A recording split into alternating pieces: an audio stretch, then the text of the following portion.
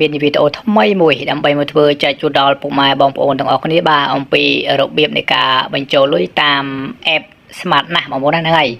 អញ្ចឹងយើងបញ្ចូលលុយនៅតាម Smart ណាស់នេះគឺយើងចូលតាម e-top up បាទ e-top up ហ្នឹងគឺយើងអាច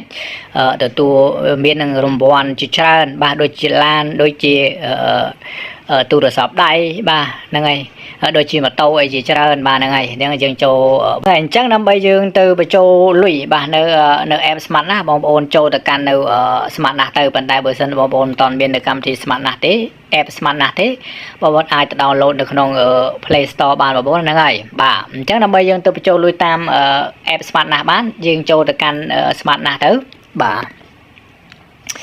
ហើយបងប្អូនចាំវាសិនទៅបងប្អូនណាខ្ញុំបញ្ចូលលុយឲ្យឈ្នះហ្នឹងហើយអញ្ចឹងខ្ញុំបញ្ចូលត្រង់កន្លែងហ្នឹងដល់មកទៅហ្នឹងហើយបាទហ្នឹងហើយអញ្ចឹងខ្ញុំចុចចូលទៅកន្លែងហ្នឹងទៅបាទអញ្ចឹងដើម្បីយើងបញ្ចូលលុយឲ្យឈ្នះបានបងប្អូននេះបងប្អូនចុចចូលកន្លែងបញ្ចូលលុយឥឡូវនេះទៅបាទហ្នឹងហើយ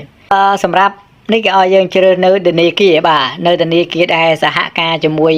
ក្រុមហ៊ុន Smart អញ្ចឹងណាបងប្អូនអរគ្នាបានហ្នឹងហើយវាមានធនាគារ AVA Pay មាន AC Lida អញ្ចឹងទៅបាទហ្នឹងហើយឥឡូវខ្ញុំបញ្ចូលនេះតាមរយៈនៅធនាគារ AC Lida តែម្ដងទៅហ្នឹងហើយឥឡូវខ្ញុំចុចចូល app ធនាគារ AC Lida ទៅបាទ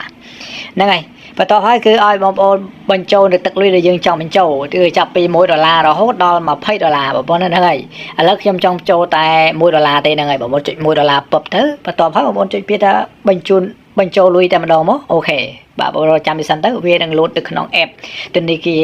AC Lida តែម្ដងអញ្ចឹងណា6ខ្ទង់បាទឥឡូវខ្ញុំសូមបិទ PIN code របស់ខ្ញុំសិនទៅបងប្អូនដាក់$1តែម្ដងមកបន្ទាប់ហើយ